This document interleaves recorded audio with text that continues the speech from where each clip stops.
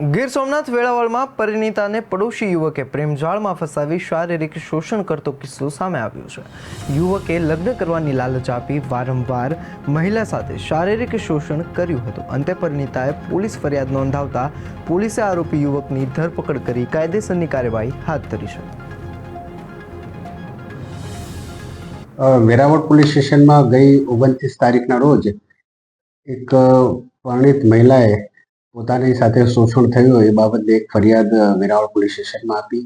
જે ફરિયાદ બીએનએસ કાયદાની કલમ 64(2) એમ મુજબ દાખલ કરવામાં આવી અને એ દાખલ કરી અને એની ગુનાની તપાસ ચાલુ કરી।